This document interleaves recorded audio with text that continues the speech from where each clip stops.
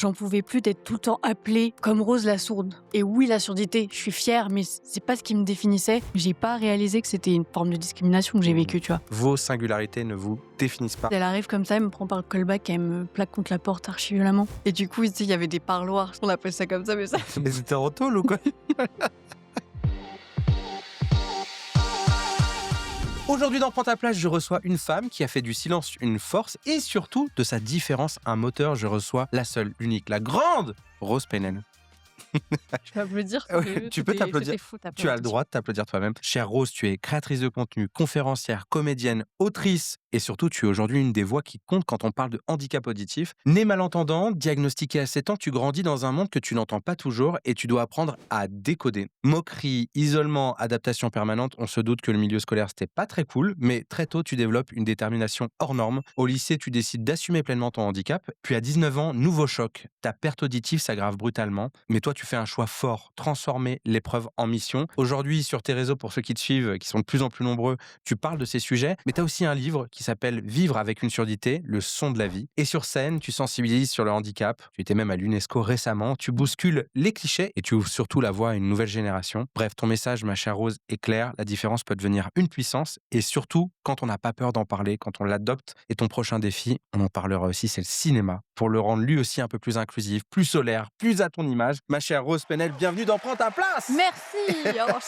Normalement, il y a une foule en délire. Ma chère Rose, avant qu'on démarre, est-ce que tu connais les règles du jeu? Non. Encore une qui n'a pas regardé, mais avant que je les lance, vous vous abonnez, vous appuyez sur like, vous repartagez, vous suivez Rose Penel. Et maintenant, regardez les règles. 36 cases, 6 thématiques, mais aussi une case joker. Mais comment ça marche? Tu me suis? Prends soin de nous. Avec cette carte, le joueur ou la joueuse revient sur des conseils, des astuces ou moments agréables, une case soutenue par la Banque Postale. Prends un coup de boost, on revient sur des victoires, des réussites, où l'invité accélère, car on l'a aidé dans son parcours. Prends-en de la graine. L'invité aborde les expériences qui l'ont fait grandir et avancer en explorant les moments marquants de sa vie. Prends un stop, un obstacle, un moment de doute. On revient sur ce qui a bloqué ou freiné son parcours. Prends pas la mouche, un coup de gueule. Des sujets qui grattent ou agacent. C'est la case pour exprimer ses frustrations, ses combats. Te prends pas la tête? Celle-ci, c'est la carte chance, où on partage un moment plus léger et détendu. Prends la main, l'invité prend le contrôle du jeu. C'est lui qui choisit sa carte. Pour terminer la partie, mon invité devra atteindre la case « Prends ta place ». Bref, ici, personne ne perd, soit tu gagnes, soit tu apprends. Chère Rose, est-ce que les règles du jeu sont claires? Oui. Alors on démarre. Je t'en prie, prends le dé et surtout prends un pion. Ah bon, un petit peu plus solaire. Je te laisse le mettre sur les petites marches de départ. C'est parti, tu peux lancer le dé. Hop, 2, 1 et 2. Prends un coup de boost. Rêve, c'est le nom de la carte. Tu rêves de devenir actrice. Oui. C'est quoi le chemin? Depuis quand tu te prépares? Ça fait depuis que j'ai 8 ans, 9 ans. J'ai découvert le théâtre par hasard. En fait, c'est mes parents qui ont remarqué que j'étais très très timide. Et en fait, à chaque fois qu'il y avait des activités en groupe, soit je faisais une crise d'angoisse, soit je tapais une crise. Et ils n'arrivaient pas à trouver une solution pour que je me sente moins angoissée socialement. Et j'habitais dans une petite ville à Cahors à l'époque. J'avais 9 ans, du coup, et elle m'a inscrite à une MJC. Et c'est là que j'ai découvert le théâtre par hasard et en fait la prof elle nous disait juste de faire des grimaces, on avait une scène, des loges et tout, des rideaux et juste le fait de faire des grimaces et de mettre des costumes, des trucs, ça m'a matrixée.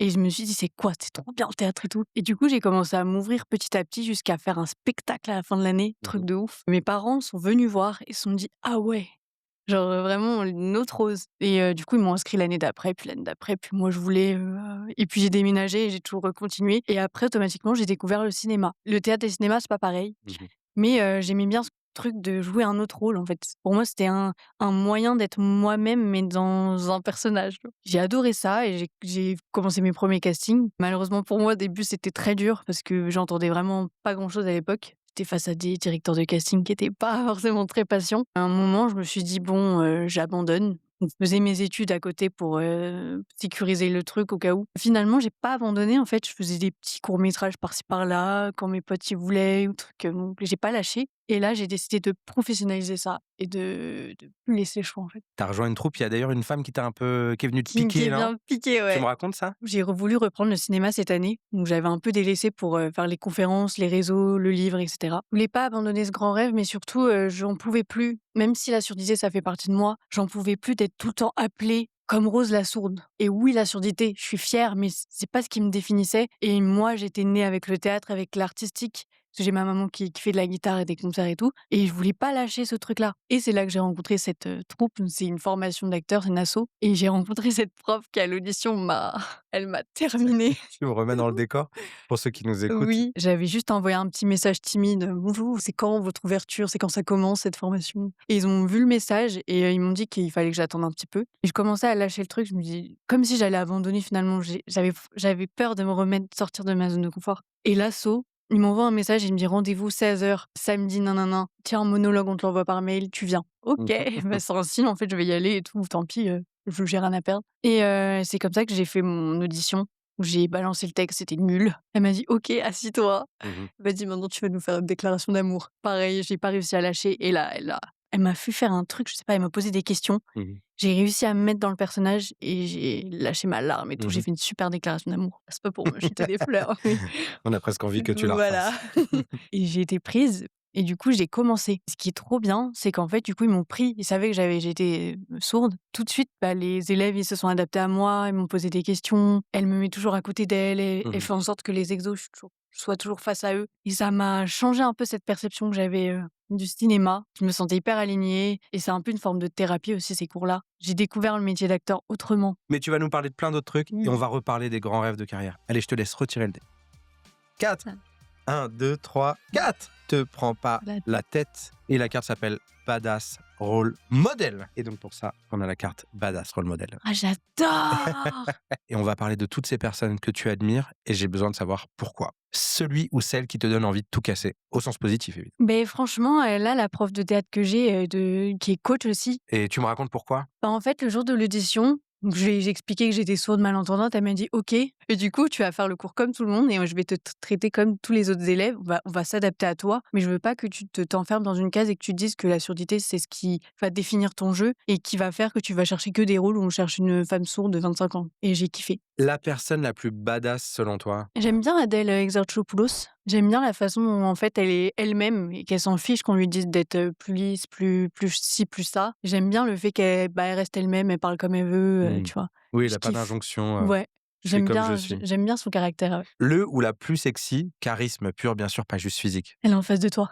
J'avais pas de doute, ma chère Rose. La personnalité la plus courageuse que tu admires? Ma mère, je trouve qu'elle s'est surpassée pour ses rêves aussi. C'est un modèle pour moi qui m'inspire beaucoup. La personne la plus singulière qui aurait pu être empêchée, mais qui a pris sa place selon toi? Théo Curin, franchement, j'ai kiffé que par rapport à tout ce qu'il fait là aujourd'hui, il est animateur d'un jeu télévisé. Et j'ai bien aimé qu'il, tu vois, qu'il rentre pas dans ce truc de où il parle du handicap, il s'en fiche, c'est pas le sujet. Et je trouve que lui, il incarne bien ça. Ton icône des réseaux, celle que tu regardes en mode wow. Je la suis pas personnellement, mais je regarde un peu ce qu'elle fait. Et je trouve que c'est hyper inspirant, c'est Léna Situation par rapport à peut-être l'entrepreneuriat. Moi, j'avais ce souci de pas arriver à me projeter dans plein de domaines différents, tu vois, de me dire, je me dis, je peux pas faire plein de métiers. Et elle, je trouve qu'elle incarne un peu ça. Donc, je trouve que elle Une est très slasheuse. intéressante. Ouais. Celle qui va sur tous les domaines, Voilà, qui tous hack les goûts. le marché. La personnalité qui représente le mieux la différence comme une force? Ici, c'est pas trop l'objet de la différence, mais Malala Yousafzai, qui était prix Nobel de la paix, j'ai rencontré pendant un sommet, donc quand j'étais ambassadrice pour les personnes implantées, et j'ai eu la chance d'échanger avec elle et d'en apprendre plus sur ses combats. Et c'est vrai qu'elle m'a beaucoup inspirée. Et toi, Rose, dans 10 ans, t'es la rôle modèle de qui? J'aimerais bien inspirer les jeunes, les personnes qui ont un handicap ou non, mais qui se disent ils n'arrivent pas à rentrer dans une cage.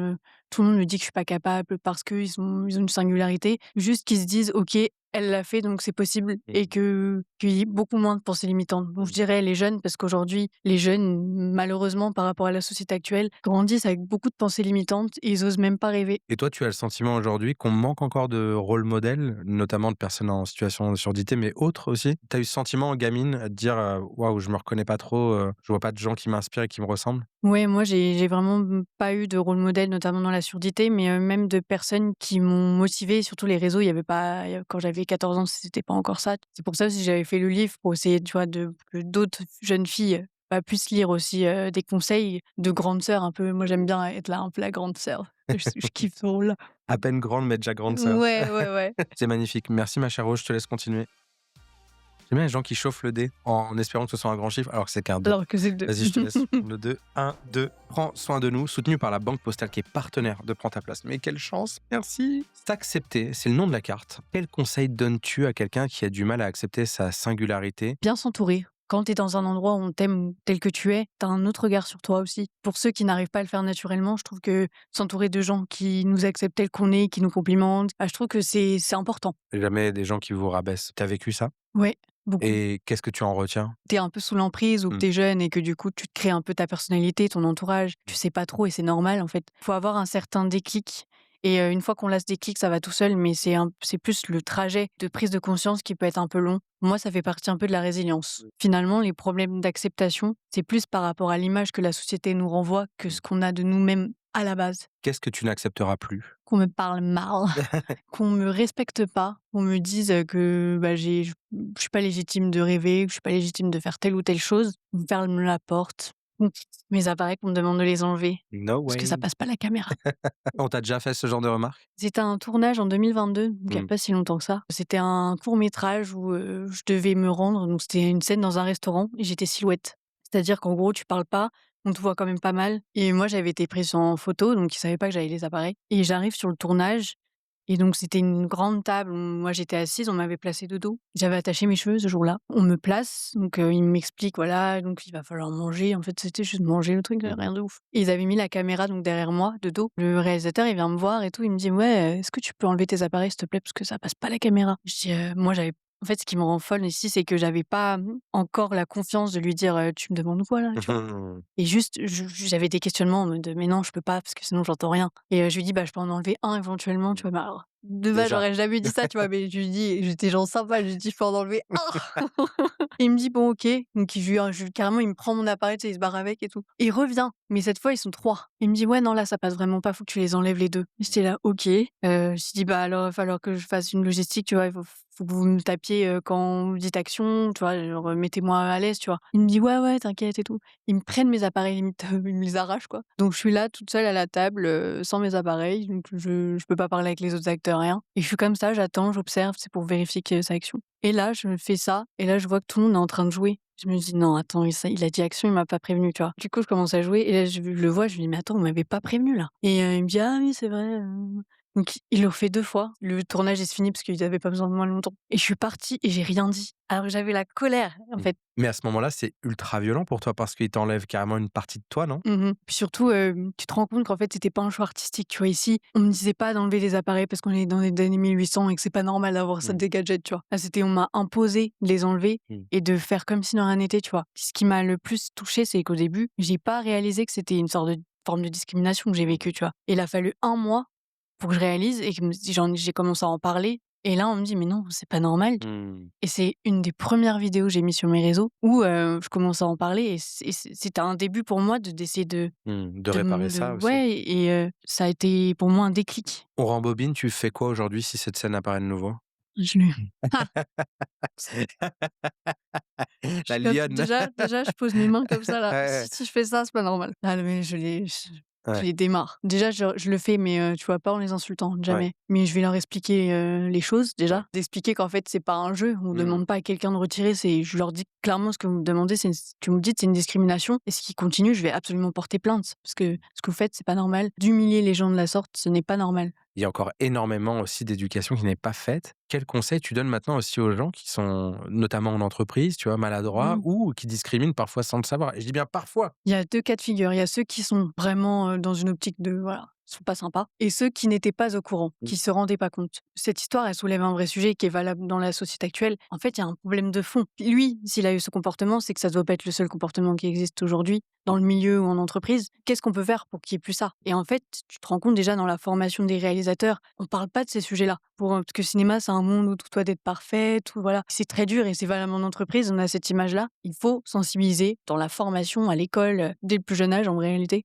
Mais que ça fasse partie des sensibilisations et on ne demande pas des trucs de fou, c'est juste du bon sens et de la bienveillance en Mmh. réalité. Et de poser des questions. Bah ouais, tu vois, de poser la question: «Quels sont tes besoins?» Pour moi, c'est la question, qui est trop mignonne, tu vois? Mmh. Quelqu'un qui me pose cette question, je trouve ça Mmh. chou. Mmh Me mh. dire qu'il veut faire en sorte que je me sente bien et chacun se connaît Mmh. mieux que quiconque. Donc ouais, il faut surtout juste te demander ses besoins et être bienveillant à l'écoute, c'est tout. Donc la bonne question, c'est: Quels sont tes besoins? quels sont tes besoins? Retenez-la, les simples. Quels sont tes Quels besoins? sont tes besoins? Allez, on continue.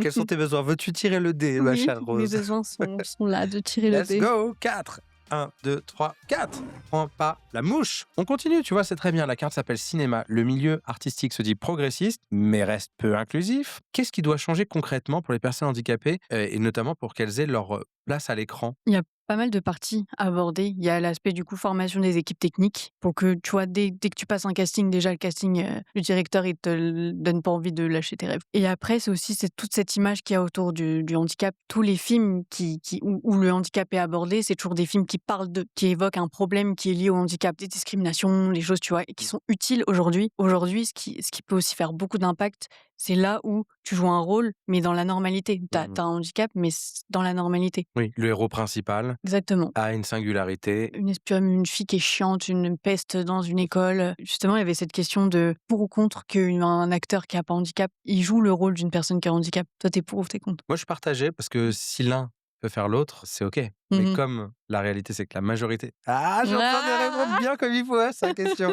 Non, mais si demain tu peux jouer, le rôle d'une personne valide, pourquoi pas l'inverse? Mais comme Mmh. c'est pas le cas aujourd'hui, il y a une telle disproportion Exactement. que je suis d'avis que, en effet, ce soit plutôt ceux qui sont en situation de handicap qui puissent jouer, ou incarner leur rôle, Mmh. comme l'a très bien fait Artus.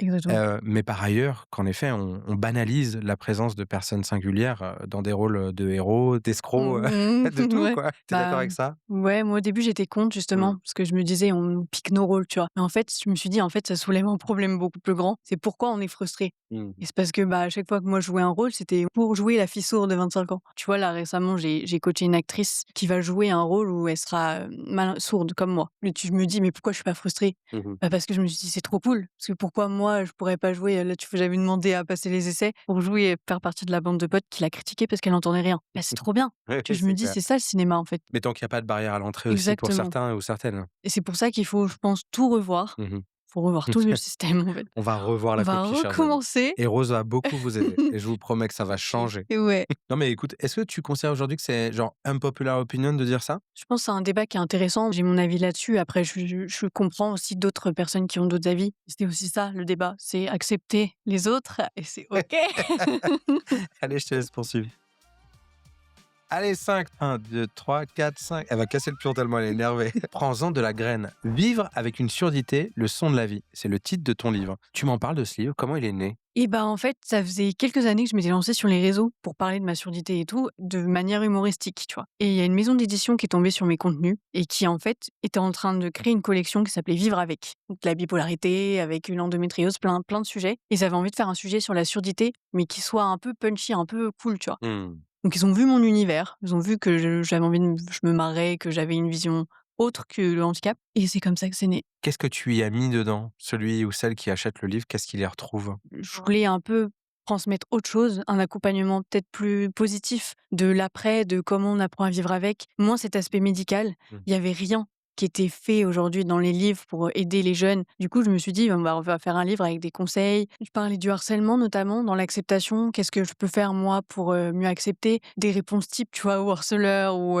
des choses que tu peux pimper, tu vois, les mettre des bijoux d'oreilles, dans le livre, je l'explique, mais, un moment, à l'école, où j'étais en quatrième, où j'ai une prof d'anglais qui est venue, me chercher et à l'époque, j'ai eu beaucoup de harcèlement, donc des élèves qui, tu vois, me cachaient les appareils, me les arrachaient, me criaient et cetera et en plus, cette prof qui est nouvelle, prof d'anglais, qui vient me chercher et moi, à l'époque, comme je lui ai du harcèlement, je m'étais mis au fond du rang. Au moment de monter les escaliers pour aller en classe, c'était des grands escaliers en verre, ça résonnait beaucoup, c'était un grand hall et elle m'avait dit de tenir la porte derrière moi. Sauf que j'avais pas de visibilité de la classe derrière, donc j'ai pas eu le réflexe de tenir la porte. Et comme j'ai pas répondu et que j'ai pas entendu, et ben elle a pris ça comme un refus d'autorité, c'était un collège très strict. Elle est descendue comme ça, je me suis dit: «Ouh là, qu'est-ce qui s'est passé et tout? Mmh. Qui a fait quoi et tout?» J'étais là: «Qui a fait quoi?» Mais je m'attendais pas que ce soit moi, tu vois? Donc j'ai surprise, elle arrive comme ça, elle me prend par le callback, elle me plaque contre la porte archi violemment, devant Mmh. 200 personnes, tu vois? Choquée, j'avais pas assez de confiance, tu vois? Vraiment, j'étais timide, Mmh. et on arrive en classe et pareil, 1 heure d'humiliation, de pique, de pique, de pique. C'est quelqu'un qui veut vraiment te Mmh. Te sortir de chercher. ouais.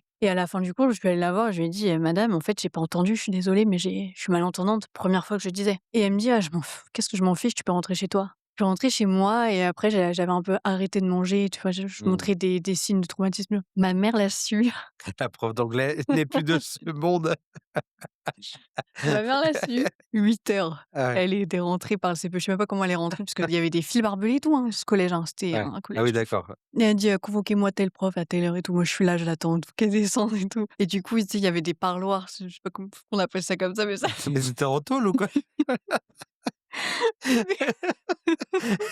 et du coup, bah, il y a cette femme et ma mère qui sont face à face. Elle la laisse parler, là, elle s'acharne sur moi: «Votre fille, c'est n'importe quoi, elle est mal éduquée». Enfin bref. Ma mère, elle dit rien, elle la laisse parler et tout. Et elle lui dit: «Mais vous vous êtes demandé ce que peut vivre une personne, une jeune fille qui est sourde malentendante dans la vie ou?» Mmh. Et là, elle lui explique. Elle avait ramené une carte type qui montre comment mon cerveau perçoit les phrases. Elle lui a expliqué ce que je vivais au quotidien. Le harcèlement, la fatigue, les pleurs et tout. Et cette femme s'est mise à pleurer. Son ego, surdimensionné, de personne autoritaire s'est transformé en: «Je suis désolée», et tout. Et c'est devenu la meilleure prof d'anglais que j'ai eue, qui m'a appris les verbes irréguliers comme personne. Et surtout, ça m'a fait soulever une question, c'est que quand on sensibilise même des personnes qui peuvent avoir un ego surdimensionné, bah, on se rend compte que c'est pas des gens si mauvais et qui parfois faut les confronter et après ça switch. Et je suis sûre que cette âme a changé à vie, tu vois? Et voilà, et c'est pour ça que ça, j'ai mis dans le livre parce que c'est important pour moi. Ça montre le pouvoir de sensibilisation et surtout de se dire que même dans une personne, même dans un événement où tu vas vivre quelque chose de difficile, au fond, peut-être que cette personne est pas si horrible. Mmh. Il faut que tu essaies de voir, faut avoir un peu foi en l'humanité, c'est vrai. Il y a des gens qui vraiment, tu peux pas les changer. Et puis quelques anges gardiens. Et puis quelques anges gardiens qui, tu pas au courant, quoi. Toi, tu as été diagnostiqué 2 fois? Ou en fait, ce handicap, il se reprécise, une surdité profonde, tu m'en parles de ça? Les tests auditifs se faisaient pas, donc moi, j'étais un peu passée entre les mailles du filet. Et à l'âge de 3 ans, j'ai retrouvé mon carnet de santé, il y a écrit: «Impossible». Tous les tests ont été faits, sauf le test auditif. «Impossible, colère noire», machin, il y a écrit dans mon carnet de santé. Et du coup, bah, c'est passé à la trappe et du coup, à 8 ans, mes parents, ils ont commencé à se dire: «Mais c'est pas possible, on nous ment», parce que les médecins leur disaient que j'avais rien. Et au bout d'une énième audite, il y en a un médecin remplaçant qui s'est mis derrière moi et là, ils se sont dit: «Il y a un truc bizarre, elle me regarde trop, c'est bizarre. Elle Mmh. réagit pas bien et tout». Et du coup, c'est là qu'ils ont vu que j'avais -50% d'audition, ce qui est quand même une surdité, moyenne. J'aurais dû avoir quand même un retard de langage, ce qui n'a pas été le cas. C'est un mystère pour beaucoup. Après ce diagnostic à 8 ans, ta vie commence à changer? Pas au niveau du regard des autres, plus, on m'a mis les petits trucs dans les oreilles, j'ai pas trop capté pourquoi. C'était des tout petits appareils à l'époque, c'était des petits machins, Mmh. et du coup, j'ai entendu l'eau, des bruits que j'avais jamais entendus, tu vois? Les oiseaux, les trucs comme ça. Tu t'en rappelles comme un fait un peu traumatique, un truc positif ou? Les 2. Ah oui. C'était assez surprenant, en fait. Tu grandis dans une bulle un peu de silence, de bruit par-ci par-là. Au début, c'était pas très agréable. J'avais l'impression d'être dans une télé ultra forte et tout. Et après, bah, au fil du temps, je me suis habituée, mais il a fallu un petit moment. Puis c'est bien, ça te permet de pas entendre les conneries des gens aussi parfois. Ouais, ça là, Vous pouvez pouvoir. m'enlever Mais l'appareil s'il surtout aujourd'hui, hein. surtout en ce moment. Ah ouais. Comme quoi, de temps en temps, faudrait pouvoir débrancher aussi.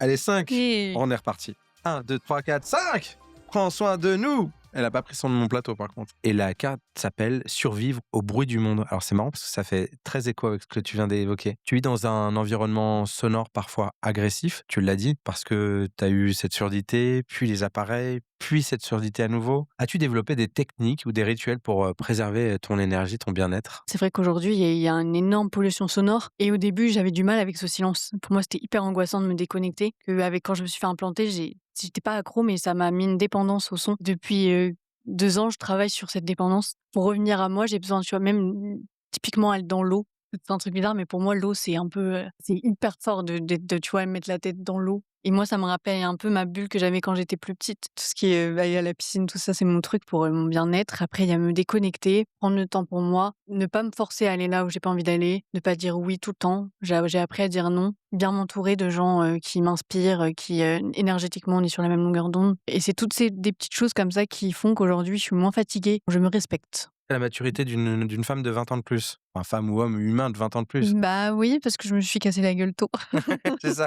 On m'a fait chier tellement tôt. Madame la prof d'anglais, merci. So you speak very well English. Yeah, And of so we course. can continue in English. Could you please Yeah, take the D? thank Je sais you. pas comment on dit D.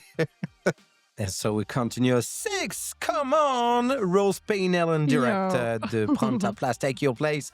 And we have both language on it. Ah. Okay, you can choose Mais oui, elle est optimiste, le vert prend un coup de boost. Semaine du son, c'est le nom de la carte, mais c'est surtout que madame était ambassadrice de la semaine du son à l'UNESCO. Excusez-moi. Et donc, incroyable quand même que tu me racontes. Et bah, moi, je suis convaincue qu'il y a jamais de hasard et ça, c'est l'histoire de cet événement. J'ai fait une toute petite conférence en last minute, pour la journée nationale de l'audition. J'ai parlé 3 minutes, c'était pas prévu et dans la salle, il y avait une dame qui s'appelle Marie-Hélène Abron, que je fais un gros bisou parce qu'elle était top, qui m'a écoutée et qui a transmis mon profil. Elle a dit: «Elle là, il la faut, L'UNESCO la veut».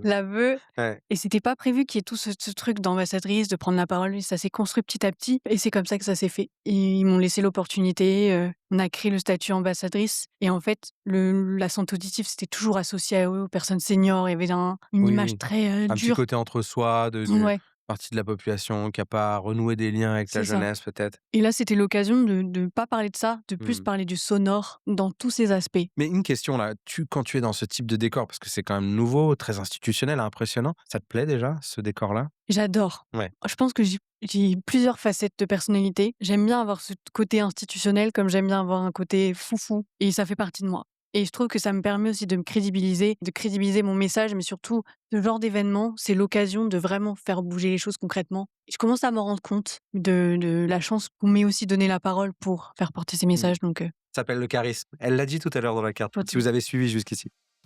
Mmh. 6 1, 2, 3, 4, 5, 6 Te prends pas la tête. La carte s'appelle le rôle. Si un réalisateur t'offrait demain le rôle de tes rêves, sans aucune limite, ce serait lequel? j'ai pas un rôle précis, mais je dirais une espionne, genre dans des films d'action et tout, d'espionnage, genre Fast and Furious, genre une driveuse ou je sais pas. Et la comédie aussi, où je peux m'amuser, mais tu vois, des rôles qui me sortent un peu de ma vie ordinaire, ça, je trouve que c'est trop, trop bien. On continue. Allez, je te laisse tirer peut-être Pas une beaucoup de dernière fois. choix, Il mais reste plus beaucoup de choix. Tu vas faire un petit 1. 1 Eh ben tu vois que tu restes. Quelle carte tu souhaites? Prends-en de la graine parce qu'on en a peu fait pour le moment. Écoute, c'est parfait, ma chère Rose. La carte s'appelle Transformer la différence. À quel moment tu as cessé de vouloir être comme les autres? moi, le déclic qui m'a fait changer cette perception, c'est le jour où, à un événement, je suis allée, où, bah, d'ailleurs, je vais le raconter parce que j'en ai parlé brièvement, mais en gros, j'étais invitée parmi 10 personnalités. Et la veille, ils ont fait une sorte de soirée d'ouverture avec les partenaires et tout. Il y avait 200 personnes. Ils nous présentent en tant que 10 personnalités du moment, donc on devait aller sur scène. Et là, il dit Olivier, tennisman, Marie-Hélène, athlète de triathlon au niveau, Rose Penel, sourde. Ah wow. Sur le moment, ça m'a fait rire. Mmh. J'ai tapé un fou rire. Je me suis dit, c'est quoi ce beans, quoi. Le lendemain, par contre, ça m'a mis une gifle. Je veux que la surdité fasse partie de moi, mais là, il est temps de leur montrer ses kilos, tu vois. On t'a vachement réduit, comme tu dis parfois, à cette singularité, même si c'est une force, même si c'est ta singularité. Mais donc la Rose actuelle, elle rêve de percer en tant qu'actrice. Oui, et puis elle fait surtout de son mieux. Elle essaie de bien s'entourer. Elle se laisse pas faire. C'est une fille déterminée. Et surtout, on va voir si elle va réussir, mais elle est pas prête de lâcher, en tout cas. Elle est pas prête de lâcher. Et ça se sent cette niaque. Allez, je te laisse retirer le dé, mais le suspense est de moins en moins grand. 5 Allez, je te laisse continuer. 1, 2, 3, 4, 5 Rose Penel est arrivée, mais qui en doutait? Aujourd'hui, ma chère Rose, est-ce que tu estimes avoir pris ta place? Alors aujourd'hui, j'estime avoir pris ma place dans le sens où j'ai été hyper heureuse d'avoir fait ce livre, de m'être lancée, d'avoir osé me lancer sur les réseaux, de parler de mon handicap, de faire ces conférences, d'être allée à l'UNESCO devant 1000 personnes parler. Mais aujourd'hui, j'ai envie de prendre une nouvelle place, d'aller aussi dans la place du cinéma et surtout d'une nouvelle place où je sors de ma case. Vous êtes donc casteur, vidéaste, vous travaillez dans le monde de la télé, du cinéma, de la radio ou plein d'autres. Et vous rêvez d'une future superstar avant qu'elle soit avec Timothée Chalamet et que ce soit trop cher aussi. Donc vous vous abonnez à Prends ta place, vous suivez Rose Penel et surtout, vous ne lâchez rien. Parce que, Rose l'a très bien dit, vos singularités ne vous définissent pas, ou en tout cas, elles ne doivent pas vous fermer de porte. Et si elles vous enferment, allez en ouvrir d'autres. Cassez les suivantes, ne lâchez rien et surtout écoutez tous les épisodes de Prends ta place parce que ça va te donner une force surhumaine, que des badass, des gens incroyables qui passent à ce micro. Ma chère Rose, je te remercie pour ton temps passé à nos côtés. Cool. Merci à tous les Canadiens et gamins qui nous suivent de loin, à tous ceux qui veulent suivre Prends ta place. À bientôt.